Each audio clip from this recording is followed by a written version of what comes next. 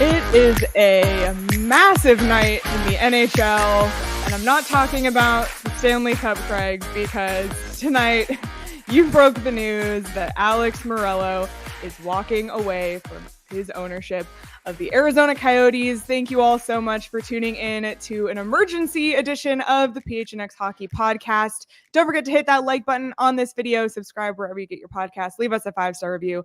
I'm Leah Merrall here with Craig Morgan himself. Craig, what is going on? What is going on? Well, the Florida Panthers are Stanley Cup champions. That was a cool thing to see. And yeah, there's other news tonight, obviously, as well, Leah. I didn't want to break it during the Cup final. That's weird, right? But I got to do my job. But it felt wrong to put it up during the Cup final. Been, as you know, chasing this most of today. Actually, I've had confirmation for a little while and was writing the story. But Alex Mureulo is out. I confirmed it by multiple sources. Junior met with the staff today, told them they're done. They're not going to pursue any more potential arena options after the Arizona State Land Department canceled the auction that was supposed to be held this Thursday, on which they hope to bid on a parcel of land and build the arena and entertainment district there. With that to the side, we can talk about a lot of these details, but the big news, and I know a lot of Coyotes fans have been wondering if this is coming, is that Alex Meruelo is out. So Phoenix is wide open again. When the NHL officially announces it, Phoenix will be wide open again for other groups to come in and seek an expansion franchise. Yeah, so I think we should definitely clarify what this means. Obviously, Alex Meruelo, as part of the deal with selling the Coyotes to Ryan Smith in Salt Lake City, was that he would have an exclusive 5-year window in which he could reactivate the franchise with the deadline of December 31st, 2027, to have the building 50% complete and a down payment. And as you mentioned, Craig, with all of these roadblocks over the last couple of days, I mean, it seems like who knows how long they've been considering this. It seems like it was a pretty fast 180 from Friday's news that the auction got canceled to today, Monday, deciding to mail it in at this point. But with him walking away and deciding not to pursue land at this point, it does, once it's made official, open the door for other ownership groups. And we should also be clear as well, that means that Arizona becomes an expansion market on the same playing field as any other potential expansion market. Yeah, and that's the hard thing for people to hear. You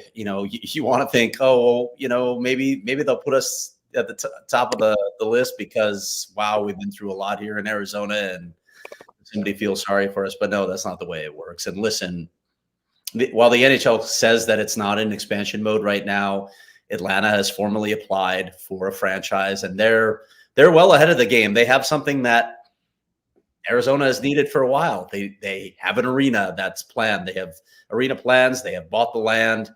So they're way ahead of the game. I got to believe that Atlanta is going to be one of the next expansion sites. And then we'll just see. Gary Bettman has said that they've received multiple expressions of interest. Some of the cities that he mentioned, you kind of squint when he says it, like, really?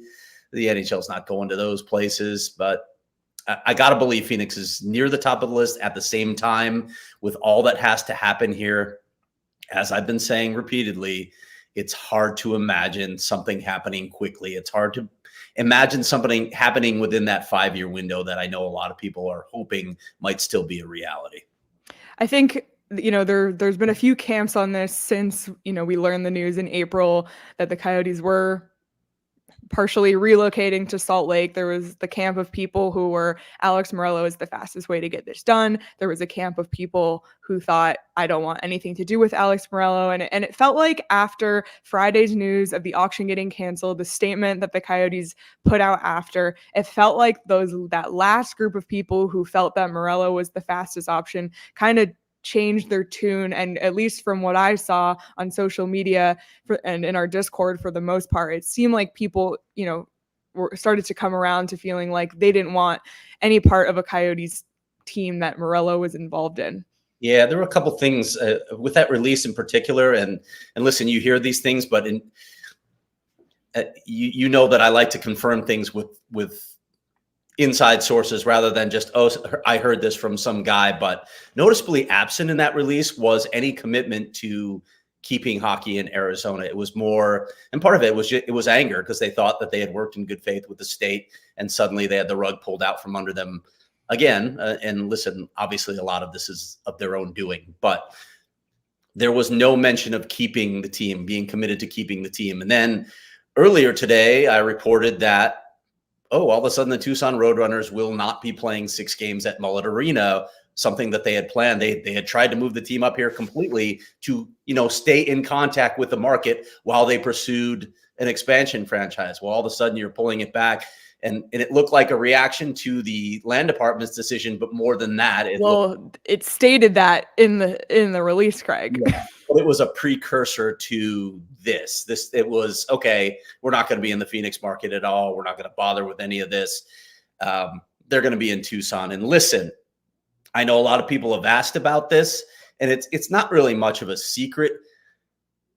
I got to believe that team, I think the Mureulos are going to continue to own the Roadrunners, and they'll keep them affiliated with Utah as long as they can, or maybe they'll try and find another affiliation if Utah breaks it. But I really do think, and this is no surprise to a lot of people, that Alex Meruelo is going to move that team out of Tucson and move it to Reno in his new arena, which I think is supposed to come online in the fall of 2026.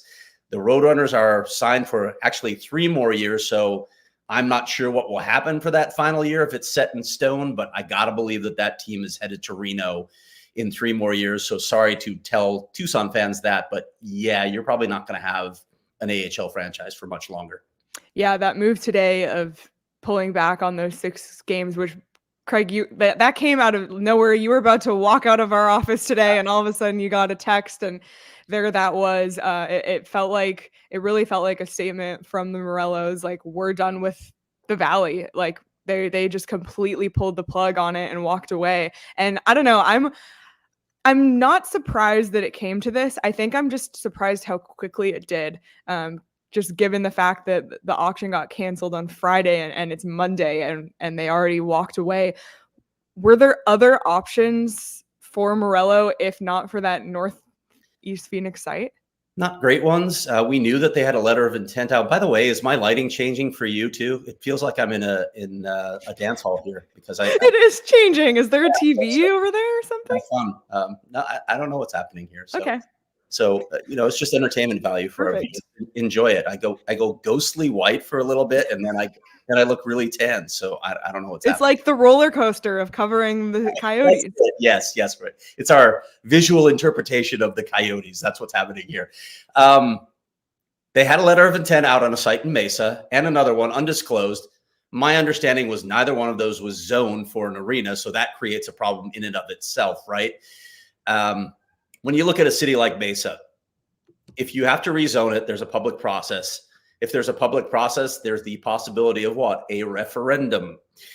We know how that goes. We know that a referendum is not going to pass. And when you're in a municipality that's smaller like Mesa versus Phoenix, the threshold of signatures that you need to get it on the ballot is much lower. So it's easier for an opposing group like a union, an out-of-state union, for instance, to get it on the ballot, which is what happened in Tempe. So those weren't great options. Clearly, this was what they felt was the best option. I know that they reached out. There's been talks. Listen, this has been going on for a very long time with the Salt River Pima Maricopa Indian community, but nobody's ever gotten very far with that community. And there've been some issues. For Alex Meruelo, he wanted to build a sports book. I thought there was a way around that with a partnership, or, just put it offsite, or don't even bother, because people bet on their phones now. I'm not even sure how important that is.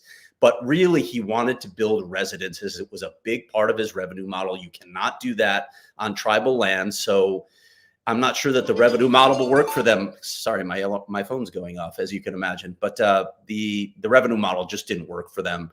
So this really, again, Tempe was their best option. This felt like the next best option, but also kind of a last-ditch option, a Hail Mary to get this done, to try and get it done under the gun before something happened on the league's front, and it didn't work out. It's a Hail Mary, except they tripped on the 1-yard line, and the blockade was the special use permit. And I think, there's been a lot of questions too. And listen, like, we got into this to cover sports, not zoning laws and city council and state land laws. But from what we understand, the process to acquire the special use permit is very, very long. And it would have added close to a year to this process. And on a timeline that you already are limited in having to reach certain thresholds, to get the team back in the way that the league presented it, that they would have the exclusive rights, that it would only be the $1 billion expansion fee, because at this point, there's nobody on this earth who's going to get an expansion team for $1 billion. Like, that price is going up. And it just, I think, might have just been too hard to go down that path. Yeah, with the zoning in particular, with getting the special use permit. Now the Republic reported, I believe, back in December, that it was necessary. The Coyotes interpreted this a different way. And honestly, if you look at the zoning in the city of Phoenix, it's not exactly clear. So I could see their argument for saying, hey, it is allowed. We should be able to build an arena, but the city of Phoenix gets to decide. And the Coyotes knew a while ago that they needed a special use permit, but I was told by one source that it can take 8 to 10 months. So at that point, when they found out, and you got Gary Bettman in here saying, hey, we need to know by the end of the regular season if you have a solution, they probably didn't have the time to do it. So I think what might have happened here is Alex Mureulo might have risked going to auction, trying to win it, and then going the permit route afterward, trying to secure the zoning afterward, it's very risky, but in some ways it does show that he was really committed to trying to get this done. But then this comes along. Leah, I can't help wondering, and I guess it shouldn't be a surprise because it was pretty apparent that Kate Gallego didn't want to work with the Morellos based on the language about tax abatements, et cetera. I can't help wondering if there was some politicking going on behind closed doors that helped kill this as well. But again, I don't want to put this on local politicians. Everything's nuanced, right? Like nobody's blameless in this, but Alex Meruelo just didn't do anything to help himself along the way. Wherever we're talking about, he soured the relationship in Glendale by kind of playing the part of bully with them. They failed in the Tempe vote because they just didn't commit to that campaign. I think they were overly confident and they ran a terrible campaign. They're playing in a 4,600 seat arena. They try to move the road. So many mistakes. And so often it was, we're just going to do what we want. We're not going to communicate with stakeholders. We're not going to develop relationships. We're just kind of bully people. One thing that I want to say, I wrote this when Alex Mureulo first bought the team. He made his fortune by purchasing distressed assets and then stripping them down and building them back up. And it had been a very successful thing. Two problems with that. What you do with distressed assets is, in order to make them profitable again, well, you squeeze your creditors. You offer them, I owe you this, I'll give you half that. And then it's a negotiation where you bargain the price down. That's the way he learned to do things. You can't do that in professional sports. It's a public, very public business. Everything that you do ruins your reputation. You need to develop relationships. You can't just squeeze people and make it all about profit. That model does not work in pro sports. And he never learned it. He just kept operating like he always did. And as a result, he just didn't build a heck of a lot of relationships. Relationships and perception, I think, was another thing. And understanding that a huge part of currency in sports is public perception. And we saw so many errors, Craig, with approaches in public statements like the one we saw Friday, and approaches to social media strategy that I know was not being executed by the people who are actually getting paid to do their social. That is not who was sending the tweets that were questionable. And it almost seemed like it got to a point that even if the Morellos decided, okay, they're going to pivot from this latest roadblock of the auction getting canceled, what direction could they have gone in? You already talked about some of the things they could have faced as far as potential referendums, but at this point, there's almost no credibility in the community. And at that point, you almost feel like the best thing to do, and this is a drum that Petey's been beating for like 2 months now, is the best thing for him to do is just to walk away. And that's finally happened today. And I know there's a lot of Coyotes fans who are feeling relieved, happy. And I'm curious, for those of you here in the chat, and there's a lot of you, thank you for being here. Please hit the like button on this video. I'd like to just see people put one word in the chat. What are you feeling right now, knowing that Alex Mureulo has walked away? I think there's a lot of people who are really, really happy to see this. And just based on the perception in our Discord tonight and on Twitter, a lot of people saying this feels like Christmas morning for me. And I'm sure the Morellos wouldn't necessarily want to hear that. I'm seeing elation, relieved, relief, peace, happy, closure. Really interesting to see these words from Coyotes fans who maybe 2 months ago wouldn't have felt this if Mureulo chose to walk at that time. It's crazy, right? To feel that way, to feel elation is... I'm sorry, Coyotes fans. I'm sorry that's what brings you happiness at this point. That shows how much Coyotes fans have been through. To be happy about this situation, you lost your team. We lost the team in Arizona, and it always traces back, not just this group, but through multiple ownership groups. It traces back to ownership. They've had unstable and poor ownership for almost the entire history in Arizona. That's the biggest storyline of the Arizona Coyotes: poor, unstable ownership. We can talk about the arena situation, but that was a product of bad decisions by owners. We've talked about the original sin of Steve Ellman going west to Glendale because he wanted his real estate development. He made his money, he bailed, and he screwed the team.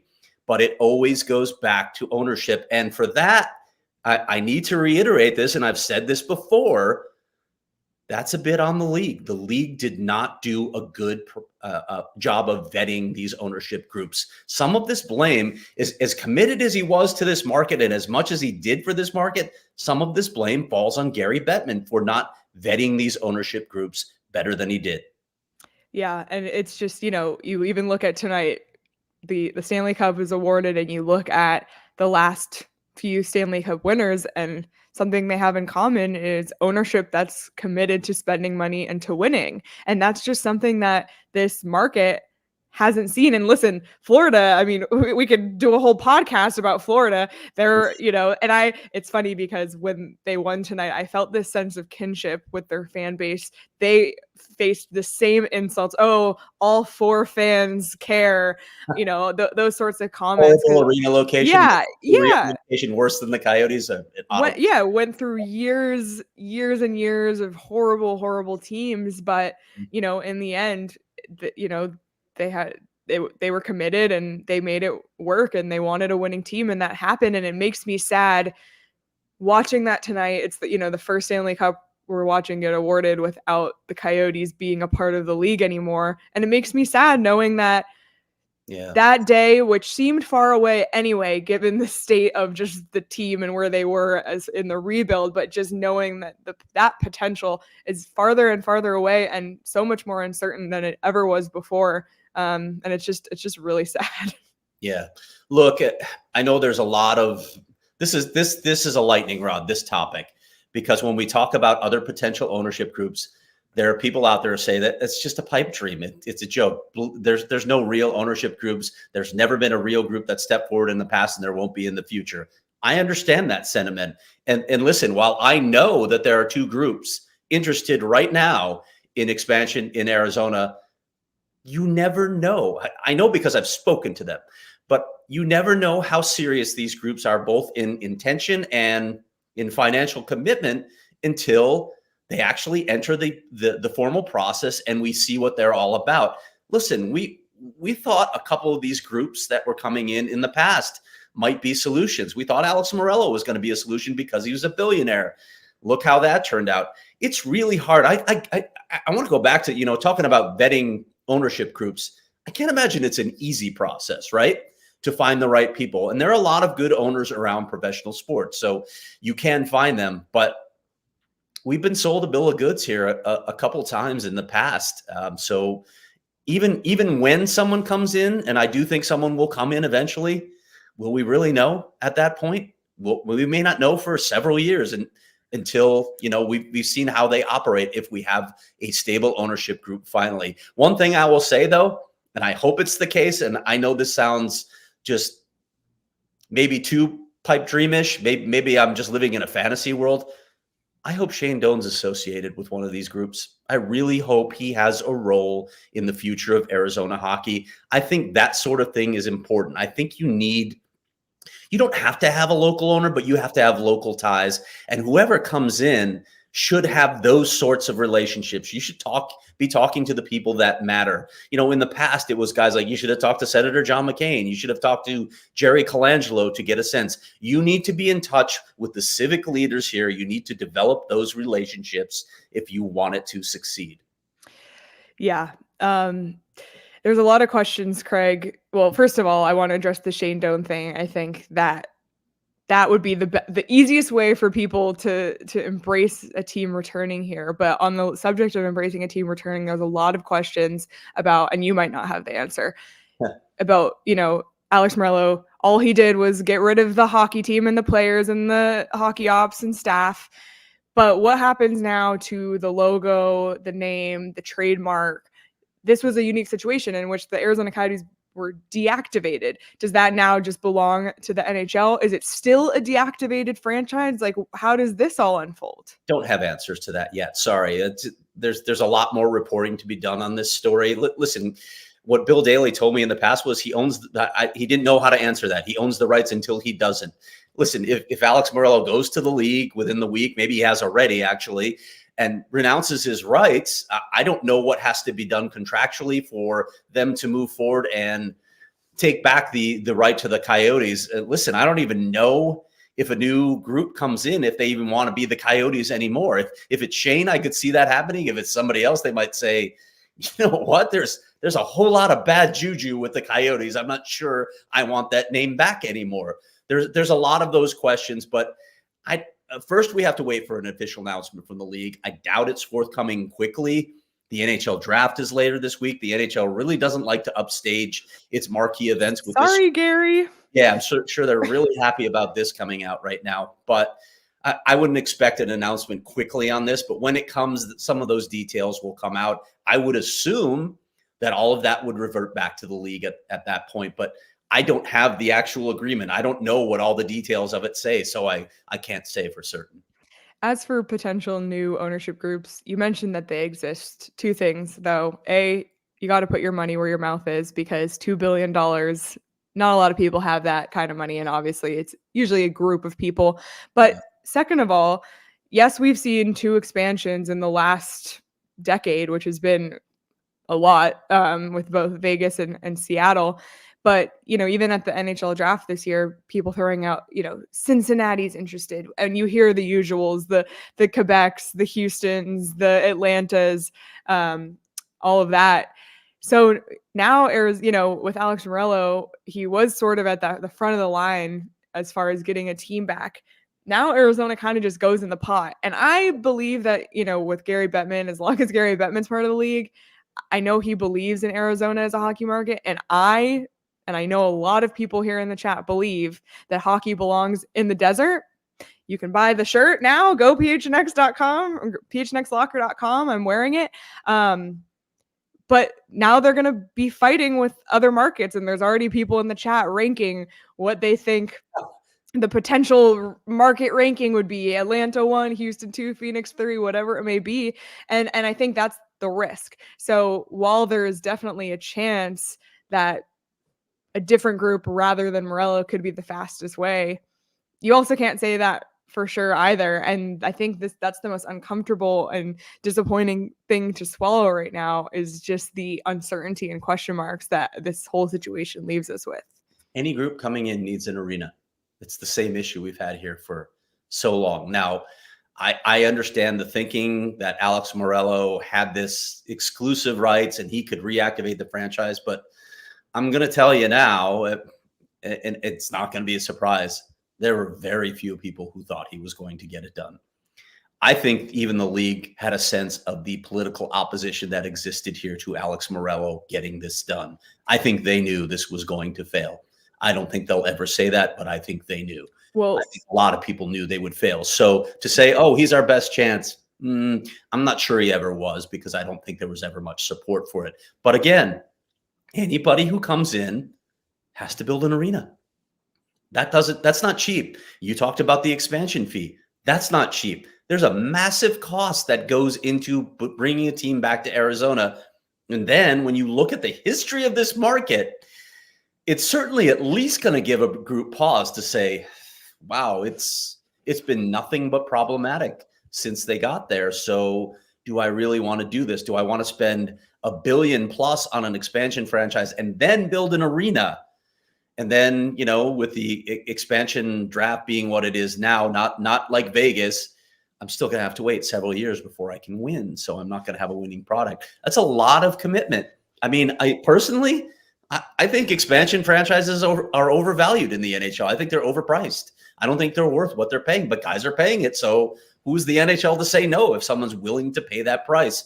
I'm not sure the Coyotes were worth anything close to $1 billion. They might have been worth half of that, or maybe a little more than half. But fees are what they are. So whoever comes in had better have really, really deep pockets. Yeah. Whoever does decide to take a gander here in this market needs to do a quick saging of the area before they go on that endeavor, Craig. We have lots of thoughts for them too on where they should build. I mean, and listen, I can tell you that the groups that I've spoken to, they weren't looking at this Northeast Phoenix site. They understood that you need to be more centrally located. What I liked about this site for Alex Mureulo with the ancillary developments was this is high end area, right? You can bring, you know, this is Leah Merrall's neighborhood, actually. You can bring the Chanels of the world into the Rodeo Drive of the Valley. Yes, unlike Tempe, this could have been the Rodeo Drive of Arizona because it's high rent district, and that means you can charge greater fees. You probably could have done really well with a real estate development in this area, but I'm not sure other groups are looking quite in that area. I think more centrally located like Tempe is good. And again, if somebody can figure it out on the Salt River Pima Maricopa land, I think that's a great location. And while the lack of ability to build residences, I get that from a real estate development, I'm not sure that the sports book matters that much. And I'm not even sure that land ownership matters that much when you can have a lease for like 99 years. Craig, it might be late for us, but it's even later for this next person calling in live from Florida. Oh, Petey. He's in the bar. And he's drinking. Cheers to everyone, and good news from Arizona. Like I know there are people that are concerned that this is a bad thing. It's actually a good thing. Like people are like, oh, there's never going to be a team again. This is actually a good thing. And this, by the way, we're going to take a little tour here. I know you guys want to talk arena, but we're going to take a tour live in Fort Lauderdale. Okay. We're going to start with Emily Kaplan. Emily Kaplan Emily. cameo. Emily Kaplan. Cheers to Emily Kaplan. We're going to walk around the ESPN bar right now. We're going to see who else we can see. Oh, where'd PK go? This is classic. Okay. Oh, we're going to get Dave Jackson. Jax, you're going to say hi to everybody. Dave Jackson. Hello. Dave Jackson. Guys, what? I think it's wow, look Steve at the Levy, cameos. Ray Ferraro. Yeah, so this is we're at the ESPN after party here in Fort Lauderdale. And by the way, I know you're talking arena, but we were in Edmonton after game 6. Streets were in fuego. People honking their horns, absolutely batshit crazy. You come to Fort Lauderdale, it's Monday in Fort Lauderdale. Like there's literally nobody here. Like this is nothing. Like it is so freaking disappointing. Like there's nobody out. I wish PK just left. I wish, because PK was a lot more fun than I am. So I'm sorry I missed the arena talk. Craig Morgan absolutely nailed it today. Unbelievable reporting by Craig Morgan. I can't wait to get home. That's the good news for me. I'm sorry I didn't get to join you guys. Oh, there's PK. All right, get PK on. We go. Wait. Hey, PK, little wave, PK. Hey. What's up, buddy? Little PK. Petey, what's the word on the street? I don't like. There's a very solid chance nobody is talking about this because the Stanley Cup was just handed. Yeah. No, I threw it on there, and there's a lot of HK going on. Like, is it like didn't that they? A lot of people said, didn't that already happen? Like people, like Wow. no one really cares right now. But I think that will. I think the timing really bad that it happens like now, like Yep. during the Stanley Cup final, Game 7, and now Mureulo decides like he's going to pull the pin. Do it tomorrow. Maybe tomorrow would be good. But in all seriousness, I do think this is great. And I know there's so many naysayers, like there are no groups, there's nobody there, it's never coming back. People are just wrong. There are people interested, there are people with money, there are groups that want to bring hockey back. The league wants hockey back there desperately. They want hockey in Arizona, so I do believe it's going to come back. And the best thing that has ever happened is Alex Mureulo walking away now versus 18 months from now, 3 years from now, 5 years from now. All of those things happening today, I think it's really, really sincerely good for Arizona hockey. Petey, we got to ask you. We got you here. What'd you think? What'd you think of Game 7? What'd you think of this series? You know what? The truth is, the Florida Panthers played Florida Panther hockey in Game 7 because I think the anxiety and stress finally, they got rid of it. They just went and played. That's the team that played Games 1 through 3. The Florida Panthers can defend, and they defended tonight. I think where it's going to be interesting tomorrow and the next day when you start hearing about the injuries. Yeah. Connor McDavid's really injured. Draisaitl, who took a lot of heat from media, he's really injured. Like, dude probably shouldn't be playing. And I think you're going to hear those stories over the next few days, and you're going to go, oh my goodness, like, I get it now. Why? I think people have to really temper their expectations of players in this long of a playoff season because there's so many guys playing hurt right now, and you just don't know what they're dealing with. Florida was the better team. Thrilled for Oliver Ekman-Larsson. Thrilled for Nick Cousins. The Kachuk family, as everybody saw, it's absolutely phenomenal. Like, there's so many Arizona connections here that it was really good to see that happen. I'm so happy. I just wish they could have done it a week ago, like instead of like really like. But no, it was a great game. The vibe was unreal. Sean DePaz, former PHNX, on the ice after the Stanley Cup final, taking video, like that's phenomenal. Like it really felt. I will say this: the hockey community is so small and so close and so tight that everybody embraces it together. It's been an unbelievable experience. I know I joke about getting home and it's really hard. This has been phenomenal. It's been so much fun. So glad I got to do this. I can't wait to get back to Arizona, but Craig, I want you to start reporting on who that next group is. Who are the money guys bringing this team back? Because I believe this is the fastest path back, and it is really good news for Arizona hockey fans. Well, Petey, we will talk to you later this week, and we'll talk more about what we saw tonight on the hockey side. Of course, it feels so classic that we come together here, and the Stanley Cup was just handed out, and we're talking about zoning and land. Very on brand. Stanley Cup gets awarded tonight, and we're talking about frickin' zoning. Way to go, Mr. Meruelo. But thanks for you guys to let me jump on for a few minutes. I really do miss the gang. I want to get home, and we'll see you guys. I think in Vegas next. I'm not quite sure. I'm home for less than 24 hours, and my wife's not that happy about that, by the way. Well, thanks for taking us to the ESPN after party. Yeah. Cheers, everybody. Thanks, and I miss Arizona. And Craig, thanks for your hard work. Like, we really appreciate everything you do, and without you doing what you do, we wouldn't know what the hell's going on there. So thank you, Craig. Very true. All right, see everybody in a couple days. Safe travels. See everybody in a couple days. All right. Bye, Petey. My goodness. By the way, if you haven't read Craig's full article, if the website is not still broken by the influx of everybody trying to read it, you can read it now. Go phnx.com. It should be the first story on the site. Goes into a lot more detail, and obviously we will be talking more about this as we learn more. Hopefully we can answer some more people's questions that they have in the days and weeks to come, because PHNX Hockey is here to cover this story along with other league and local and college stories as well. So stick with us. A couple of super chats I want to make sure we get to. We'll go down the list starting at the top with Ty, who sent us $4.99. Thank you, Ty, and said, we're free. John sent us a $5 super chat saying my Stanley Cup. Coyotes fans, I'm so sorry.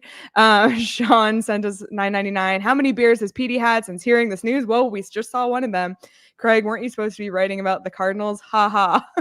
Here's the good news. With this out of the way, I think I will I think I'll be free for a little while. Obviously, I'm going to try and find out who those other groups are that are pursuing it. But this is a long process, Leah.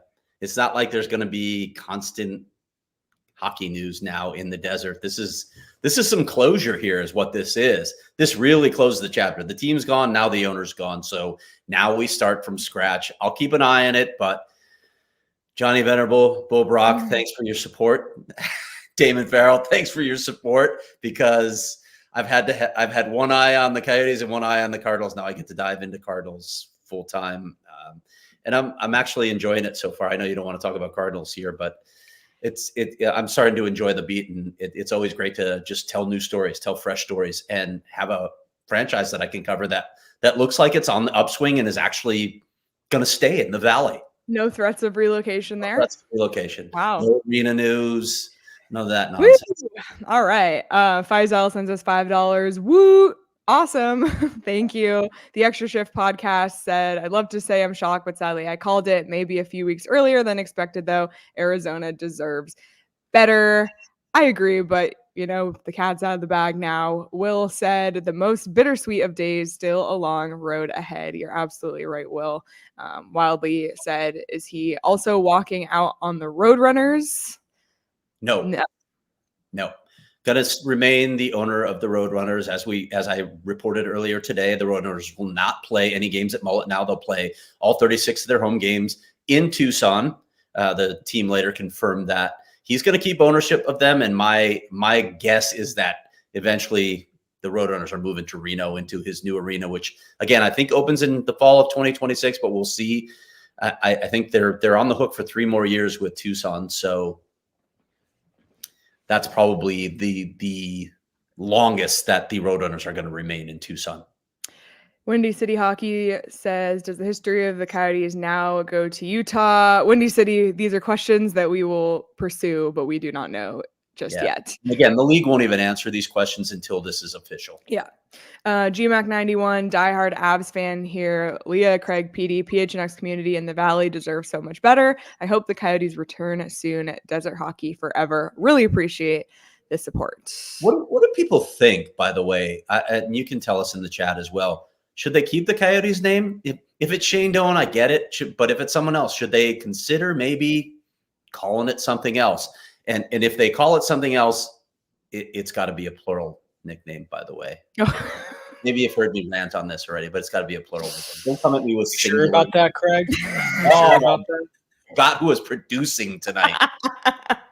By the way, shout out Eric for jumping on this emergency pod at 10 o'clock at night on a Monday. Appreciate you, Eric. And speaking of, Eric, Craig, and Bo got together earlier today for a Southwest Bias episode in which they talked about Mureulo and this whole situation. So definitely go check that out on the PHNX Sports YouTube channel in the Southwest Bias playlist. By the way, not going to say that we manifested this, but we might have played a massive role in this. Remember the headline you wanted, and I was like, I'm not sure we can do that yet. Yeah, your instincts were good. Your instincts were good. Oh man! All right, Sharon send us $4.99. What does this mean for the future of the Coyotes and franchise in history? Can they keep the Coyotes name if someone did step up? Again, something that we will find out soon. Sean said, Aon's new shirt, I sure as shit want to make money. Bye. Oh boy. Well, hopefully he feels good about what he's walking away with. Listen, I will say this about Alex Mureulo. I know a lot of people were just like, oh, he's just going to take the money and walk. I don't think that's what was at play here. I do think he was trying in his own way to make this happen. I do think he wanted to build an arena and get a team back. I really do believe that. It's just how he went about it that ultimately led to failure. Yep. Moose Trees said, just my contribution to PD's beer fund. Thank you. We will pass that along to him. Blue Leaf 16, Leafs fan here, whose second favorite team is the Coyotes. Thank you all for staying with us and continuing to cover hockey in the desert. Appreciate you. Appreciate that. And we will continue to cover hockey in the desert because there's still hockey here. We have ASU. The Roadrunners are in Tucson for now. There's tons of great hockey stories here. So stick with us and we'll continue to talk about Arizona hockey. Wildly Coyote, thanks for all the great non-hockey reporting. Craig's Craig was always my go-to for Coyotes news. Mine too. Wildly appreciate that. Andy Man said, Sharks fan here. Hockey belongs in the desert and without any involvement from Mureulo. Great job reporting on this. As always, land policy expert Craig. I'm sure he wishes he wasn't one. Far from it. Far. Do not think of me Today, Craig was talking to me about some zoning thing, and I just said, Craig, I just can't. I know, right? Like, we have been talking about this for a while. I got some chirp like, oh, you'll never acknowledge that this zoning was an issue. I'm like, dude, we've been reporting on this for multiple months in print and on the show. And I did get a little sparky with him and saying, going through, being uninformed is no way to go through life. So we're doing a lot of reporting on this. And I'm not saying that, again, I'm not an expert on by any means on all this stuff that's external to sports, but it's just part of the gig when you cover the Coyotes. At least it has been to this point. Yep. AZ Sports Guy said, I'm so happy that we can finally get my team back. This is so much more than hockey. I love this team. My nephew will have a team to fall in love with the game. Apologies. I'm really emotional. Well, thank you for your super chat. We appreciate it. And I know you're not alone and feeling emotional. And, I'm sure this news has brought up a lot of different feelings for a lot of different people, as we saw earlier. Craig, is there anything else you want to discuss before we get out of here and get to bed? Are we going to do a show Thursday? Yep. We're still going to do a show Thursday live at 11. There'll be plenty to talk about, I'm sure. We might even still do what was that? There might be something to sing about. Oh, there might be a song. Might be. Craig's specialty. Tune in for that on Thursday. We'll probably still do an audio pod tomorrow. We also have draft coverage coming this weekend, so a lot coming up. Make sure you're subscribed to the PHNX Sports YouTube channel, and make sure you're subscribed to PHNX Hockey wherever you get your podcasts as well, because we do drop weekly audio-only shows, so you don't want to miss those for sure. And make sure you're a diehard as well. Great chats in our diehard only Discord tonight throughout the game. It was great to see the celebration in there for Oliver Ekman-Larsson. And I do want to note, I think it was Luke Lipinski tweeted something about it. It's just amazing to see the Coyotes fan base who suffered so much just coming together tonight to celebrate seeing Oliver Ekman-Larsson winning the Stanley Cup. And that just, I think, speaks volumes about this fan base. Just congratulations to OEL, to the Tkachuk family, to Nick Cousins. I think anyone who's a former Coyote, and especially someone like OEL, will always hold a place in this fan base's heart. And it's just really cool to see the Coyotes community rise above, even when there's been a lot of BS for this group. People in the Discord, I'm going to catch up with O. That was a fun moment to watch him, win the cup, raise the cup. OEL's just such a good person, always was. Anybody that was around this team that got a chance to know him will tell you that. And with what he went through, and listen, I know it again, everything's nuanced, right? O's play was part of the reason for his departure here, but he was in a really good situation in Florida. I thought he played really well for them, really well in this cup final. And he's got a championship now. So I promise you, I will catch up with O and have a story on him at some point soon. Awesome. Great to hear it. And yes, become a diehard, join our Discord, get access to diehard only content on the website, get 20% off merch, free shirt or hat when you sign up, plus 20% off on events. Just so many great reasons to become a diehard. Sincerely, everybody here, it's late on the West Coast. It's late on the East Coast, wherever you're watching. We sincerely appreciate you. Please hit the like button on this video. A couple more super chats before we wrap. Tyler said, Craig, from working with this past year, thank you so much for everything. So happy with this news. You know how much this means to me. And T.O. Wildcat said, can I still look to you guys for land policy and zoning information? We'll try our best. Thanks to Hockey Guy for showing up at Chicken and Pickle. Of course, by the way, pickleball tournament next month, July 27th. It's going to be lit at Chicken and Pickle. So hope everyone signs up. More info on our website, gophnx.com/events. I think that's it for us tonight, Craig. Great reporting as always. We appreciate you all for being here. Whatever happens next in this saga, PHNX Hockey will be here to cover it, and we appreciate you sticking with us, throughout all of these crazy changes. It's unbelievable to think what's happened over the last couple of months here, and this is just another one of those things. So make sure you follow us on Twitter at Craig S. Morgan, at Leah Merrall, at S Peters Hockey. You can follow Eric at Eric Ruby as well. And make sure you follow our show at PHNX_hockey. Enjoy the rest of your Monday night, everybody. And we will talk to you all soon. We all silly like the mayor.